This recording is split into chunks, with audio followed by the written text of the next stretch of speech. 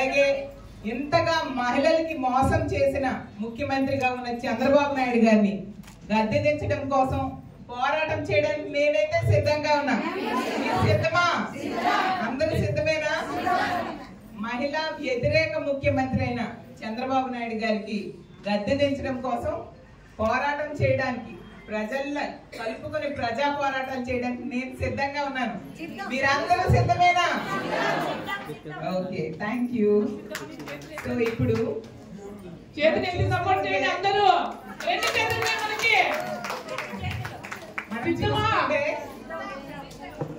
చరిత్రలో చాలా పోరాటాలు చూసాం. అందులో ముఖ్యంగా ఆజాద్ హిందూ ఫౌజ్ అని సుభాష్ చంద్రబోస్ గారు స్థాపించారు. దానిలో ఎంతో మంది మన ప్రజలు తమ ప్రాణాలని అర్పించి మరి, ప్రాణాలని పణంగా పెట్టి మరి మనకు స్వాతంత్రం కోసం అందులో పోరాటం చేయడం జరిగింది. అవునా కాదా?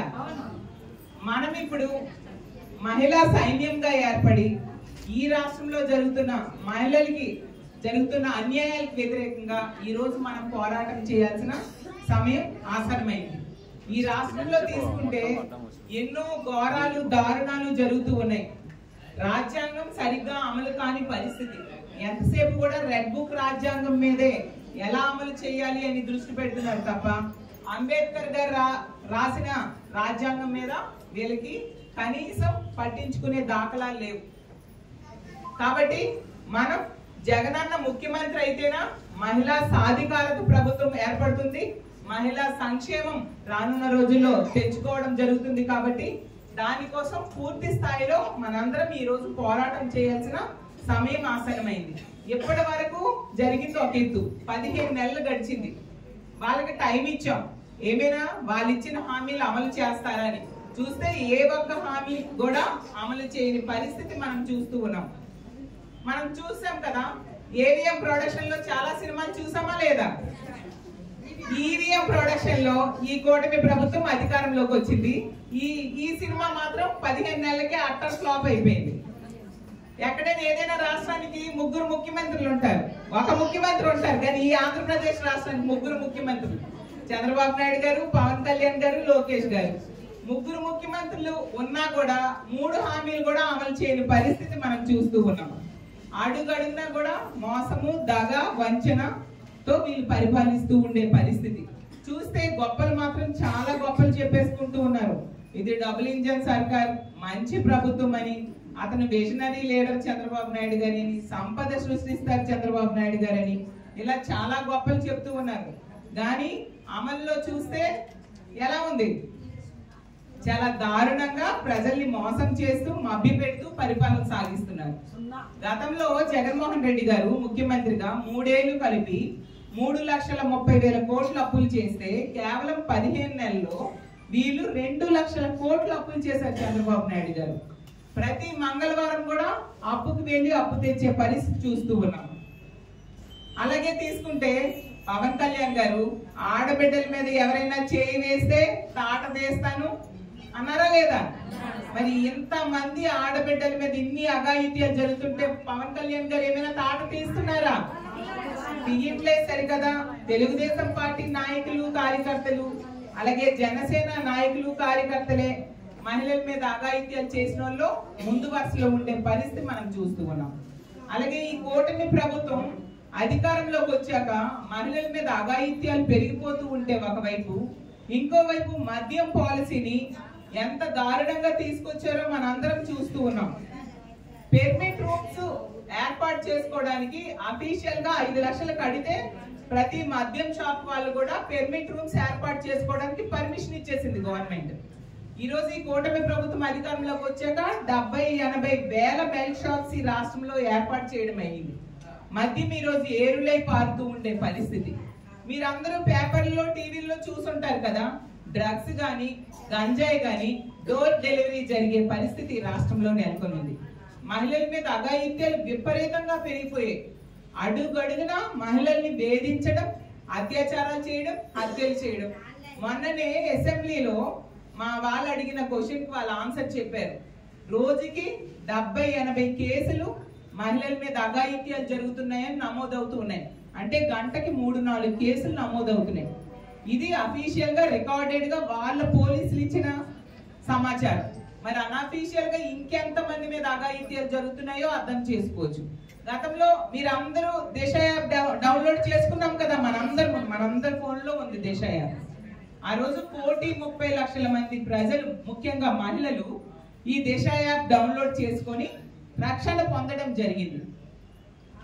ఈ రోజు తీసుకుంటే ఆ దిశ యాప్ లేదు. ఈ కూటమి అధికారంలోకి వచ్చిన వెంటనే దిశ వ్యవస్థ లేదు, దిశ యాప్ లేదు అని వీళ్ళు ప్రచారం చేస్తూ ఉండడంతో మహిళల మీద అఘాయిత్యాలు చేసే వారికి భయం లేకుండా పోయింది. దానివల్ల ఈ రోజు ఇన్ని సంఘటనలు మనం వినాల్సిన పరిస్థితి. ఇంట్లో ఉన్న ఆడవాళ్ళకి రక్షణ లేదు, బయటికి వెళ్ళినా రక్షణ లేదు, అలాగే పని ప్రదేశాల్లో కూడా రక్షణ లేదు. మరి ఆడవాళ్ళు ఎలా బ్రతకాలి ఈ కూటమి ప్రభుత్వంలో నేను అడుగుతూ ఉన్నాను. అంత దారుణమైన భయంకరమైన పరిస్థితులు నెలకొని ఉన్నాయి. మనం చూసాం కదా, హిందూపూర్లో ఇంట్లో అత్తా కోడళ్ళని కొందరు దుర్మార్గులు వచ్చి అత్యాచారం చేయడం జరిగింది. అవునా కాదా? ఎంత దారుణం. అలాగే రాప్తాడులో తీసుకుంటే 14 సంవత్సరాల దళిత బాలికని ఎంత దారుణంగా 6 నెలలు తెలుగుదేశం పార్టీ కార్యకర్తలు గ్యాంగ్ రేప్ చేస్తూ వచ్చారు. కనీసం ఈ ప్రభుత్వంలో ఎవరు కూడా స్పందించని పరిస్థితి. హోంమంత్రి గారు ఒక మహిళ ఇంటి కూడా కనీసం స్పందించలేదు. ఆ కుటుంబానికి ధైర్యం చెప్పని పరిస్థితి మనం చూస్తూ ఉన్నాం. అలాగే హామీల విషయం తీసుకుంటే చెప్పనే అవసరం లేదు. ఎన్నో హామీలు ఇచ్చారు, ఏ ఒక్కటి సరిగ్గా నెరవేర్చని పరిస్థితి. ఎలక్షన్ టైంలో బాహుబలి టైప్ సినిమా చూపిస్తానని చెప్పారు. ఇప్పుడు ఎలక్షన్ అయిపోయి 15 నెలలకి మనకు అర్థమైంది నరబలి టైప్ సినిమా కనిపిస్తూ ఉండే పరిస్థితి. అంత దారుణమైన పరిపాలన వీళ్ళు చూపిస్తూ ఉన్నారు. ఈ రోజు తీసుకుంటే మద్యము అమ్మకాలు 9% పెరిగాయి మొదటి ఏడాదిలో. ఇప్పుడు 2వ ఏడాది తీసుకుంటే లెక్కరు 24% అమ్మకాలు పెరగడం జరిగింది ఈ 3 నెలల్లో. అలాగే బీర్లు 124% అమ్మకాలు పెరిగాయి. అంటే ఎంత దారుణంగా మద్యం అమ్మకాలు పెంచుకుంటూ వాళ్ళు లబ్ధి పొంది మహిళల మీద అఘాయిత్యాలు పెరిగేట్టుగా చేయడమే కాకుండా ప్రజల ఆరోగ్యంతో ఆటలు ఆడుకునే పరిస్థితి. ఈ రోజు తీసుకుంటే మద్యం బాటిల్ అంట 99 రూపాయలకే దొరుకుతుందంట. విశాఖపట్నంలో భూముల కాస్ట్ ఏమో 99 పైసలు అంట. అంటే భూముల్ని అప్పనంగా అత్యంత తక్కువ కాస్ట్ కి వాళ్ళ అనుయాయులకి, వాళ్ళకి ముడుపులు ఇచ్చిన వాళ్ళకి కట్టబెడుతూ రాష్ట్రాన్ని అమ్మి పడేస్తూ ఉండే పరిస్థితి మనం చూస్తూ ఉన్నాం.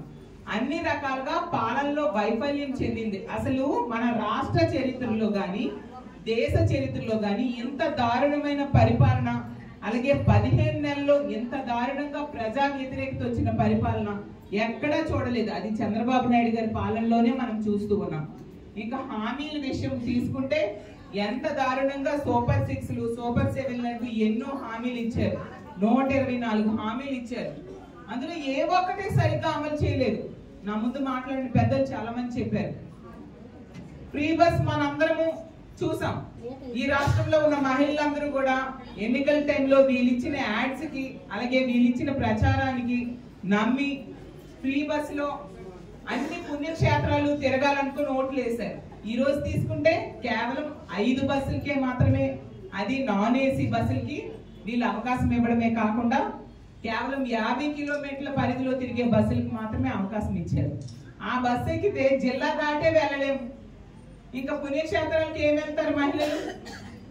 అలాగే గ్యాస్ సిలిండర్స్ మొదటి ఏడాది ఎవరికి ఎన్ని వచ్చాయి చెప్పండి మీరు? ఎన్ని సిలిండర్? 1. వాళ్ళు ఇస్తామని దీన్ని 3. సో అంత దారుణంగా వంతాడు పావు సిలిండర్ ఇచ్చినట్టుగా ఆ పావు దీపం పథకాన్ని అమలు చేసిన పరిస్థితి మనం చూసాం. అలాగే తీసుకుంటే మహాశక్తి పథకం, ఆ పథకాన్ని నమ్మి చాలా మంది మహిళలు ఓట్లు వేయడం జరిగింది. నెలకి 1500 రూపాయలు ఇస్తాము అని చెప్పి 19 సంవత్సరాల నుంచి, అంటే ఓటు హక్కు వచ్చిన ప్రతి మహిళకి 59 సంవత్సరాల వరకు ఇస్తామని చెప్పి 15 నెలలైనా 1 రూపాయి కూడా ఇవ్వలేదు. ఏమంటే సూపర్ 6 సూపర్ హిట్ అని చెప్తారు. మరి ఇది సూపర్ హిట్టా సూపర్ ఫట్టా మీరే చెప్పాలి కదా. అలాగే మొదటి సంతకం చంద్రబాబు నాయుడు గారు ముఖ్యమంత్రి అయ్యాక 20 లక్షల ఉద్యోగాలు లేదా నిరుద్యోగ వృత్తి 3000 రూపాయలు ఇస్తానని సంతకం పెట్టడం జరిగింది. మరి మొదటి సంతకానికి ఈ రోజు దిక్కులేని పరిస్థితి. ఎవరికైనా మన రాష్ట్రంలో ఉన్న నిరుద్యోగులకు ఒక్కరికైనా నిరుద్యోగ వృత్తి 3,000 రూపాయలు వచ్చిందా నేను అడుగుతూ ఉన్నాను. ఒక్కరికైనా, ఒక్క మహిళకైనా, ఒక నిరుద్యోగికైనా వచ్చిందంటే ఎవరికి రాలేదు. అంత దారుణం.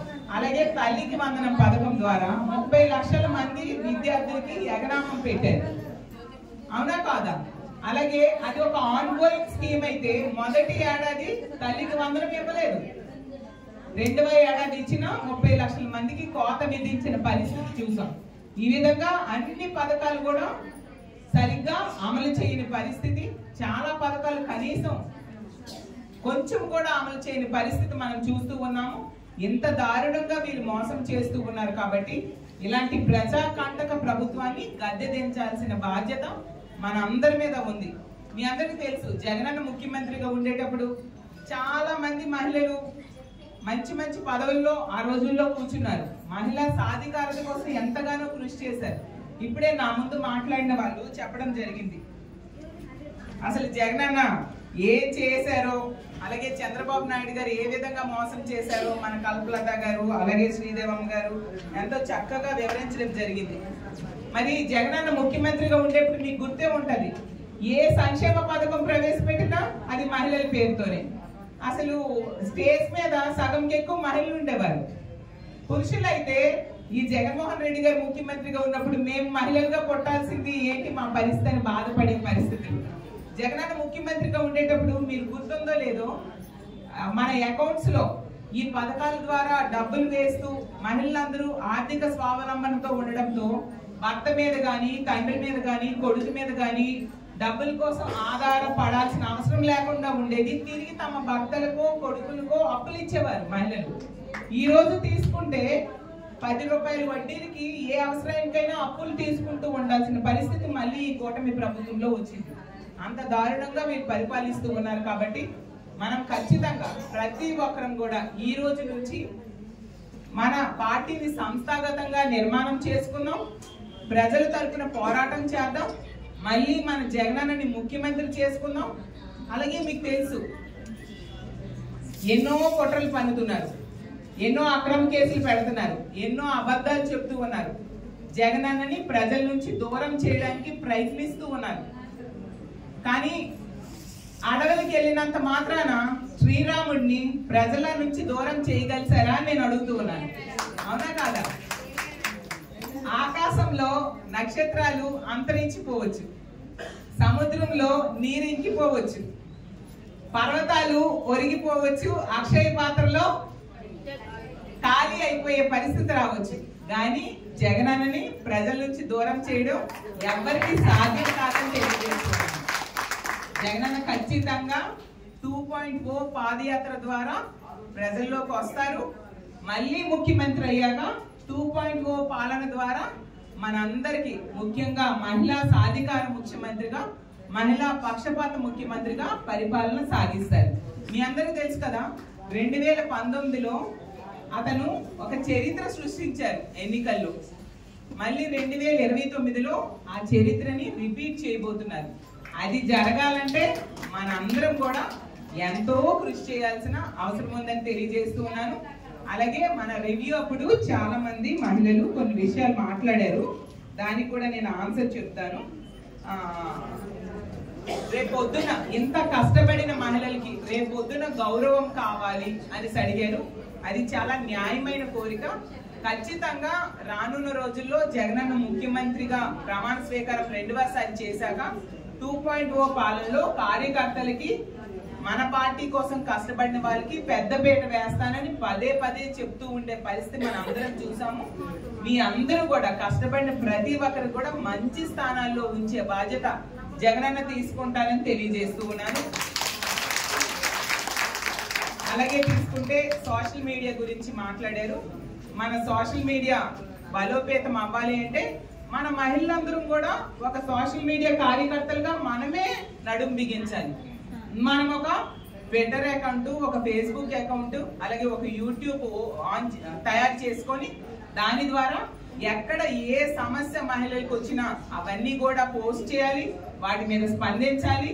ఈ ప్రభుత్వం చేస్తున్న హామీలు, మోసపూరిత హామీలు, ఏ పథకం కూడా అమలు చేయకపోవడం, వీటన్నిటి మీద ప్రతి మహిళ కూడా స్పందించి తమ ఫేస్బుక్ అకౌంట్స్ లో, ట్విట్టర్ అకౌంట్స్ లో వాళ్ళే పోస్ట్ చేసి మరింతగా ముందుకు తీసుకెళ్లాల్సిన బాధ్యత మన అందరి మీద ఉందని తెలియజేస్తూ ఉన్నాను. అలాగే కార్యకర్తలకి ఇన్సూరెన్స్ అని కూడా కొందరు అడిగారు. ఖచ్చితంగా రానున్న రోజుల్లో మన సంస్థాగత నిర్మాణం పూర్తయ్యాక మీరు కోరుకున్నవన్నీ కూడా మీకు కావాల్సిన మేలంతా కూడా జగన్మోహన్ రెడ్డి గారు చేసి తీరుతారని తెలియజేసుకుంటూ, అలాగే ఇంత చక్కగా ఈ సమావేశాన్ని మన విజయ మనోహరి గారు, మన మహిళా విభాగం రాష్ట్ర వర్కింగ్ ప్రెసిడెంట్, అలాగే జోన్ 5 కి ఇన్ఛార్జ్ గా వ్యవహరిస్తున్న ఆవిడ చెప్పిన వెంటనే ఎంతో చక్కగా ఈ సమావేశాన్ని ఏర్పాటు చేయడానికి పూనుకోవడమే కాకుండా ఆ జరిగిన దగ్గర నుంచి కూడా ఒక 10 రోజులు 15 రోజులు అయింది. అప్పటి నుంచి రోజు ఆ గ్రూప్ లో మెసేజ్లు పెడుతూనే ఉన్నారు. అలాగే నాకు ఒకటి బాగా నచ్చింది, ఎవరైనా ముందు రోజు వచ్చేస్తే, అందరం మహిళలం కదా, ఎవరైనా ముందు రోజు వచ్చేస్తే మీకు అకామిడేషన్ కూడా నేను చూస్తాను అంటే అంతగా బాధ్యత, ఆమెకి ఇచ్చిన బాధ్యతని 100% సంపూర్ణంగా న్యాయం చేయడానికి ఆవిడ అంతగా ప్రయత్నించారు. అందువల్ల ఈరోజు ఇంతమంది మహిళలు వచ్చి ఎంత చక్కగా విజయవంతమైనందుకు, వచ్చినందుకు మీ అందరికీ అభినందిస్తున్నాను, కృతజ్ఞతలు తెలియజేస్తున్నాను. ఎంత చక్కటి మీటింగ్ ఆర్గనైజ్ చేసినందుకు విజయ మనోహరి అమ్మగారికి ధన్యవాదాలు తెలియజేస్తూ ఉన్నాను. అలాగే ఈరోజు ఈ కార్యక్రమానికి ముఖ్యంగా మా కల్పలత, అలాగే మా శ్రీదేవమ్మ గారు వచ్చారు. వాళ్ళ గురించి మరొకసారి చెప్తాను. మా కల్పలత అమ్మ ఇంకొకసారి చెప్పాల్సింది ఏంటంటే, మన మహిళా విభాగం తరఫున ఎక్కడ ఏ మీటింగ్ పెట్టినా కల్ప రా నువ్వు అనేసరికి ఎన్ని పనులున్నా పక్కన పడేసి మా కళ్యాణికి సపోర్ట్ గా నేను వెళ్తానని వస్తుంది. అంతగా అంటే నేను ఇది ఎందుకు పదే ఆ అమ్మ చేసే సపోర్ట్ మీ అందరికి చెప్తున్నానంటే, మనందరం మహిళలం ఒక కుటుంబ సభ్యుల్లా, ఒక స్నేహితుల్లా మనకి మనమే సపోర్ట్ చేసుకోవాలి. మనకి ఎవరో వచ్చి సపోర్ట్ చేస్తారు అని ఎదురు చూడకుండా, మనకి ఏదైనా ఆపద వచ్చినప్పుడు మనకి మనమే సపోర్ట్ చేసుకుందాం. మనకు అండగా జగనన్న ఉన్నాడు. రానున్న రోజుల్లో మన పార్టీని, ముఖ్యంగా మన మహిళా విభాగాన్ని మిగతా విభాగాలన్నిటికంటే ముందు స్థానంలో ఉండేట్టుగా, సంస్థాగత నిర్మాణంలో కూడా మొదటి స్థానంలో మనం ఉండేట్టుగా చేయాల్సిన బాధ్యత ప్రతి ఒక్కరు కూడా తీసుకుందామని తెలియజేస్తూ ఉన్నాను. ఈ కార్యక్రమానికి ఇచ్చేసినందుకు శ్రీదేవమ్మ గారికి, అలాగే వేదిక ముందున్న మిగతా మహిళలందరికీ, వేదిక ముందున్న అక్క చెల్లెములందరికీ కూడా పేరు పేరున ధన్యవాదాలు తెలియజేసుకుంటూ సెలవు తీసుకుంటున్నా. జై జగన్, జై జగన్.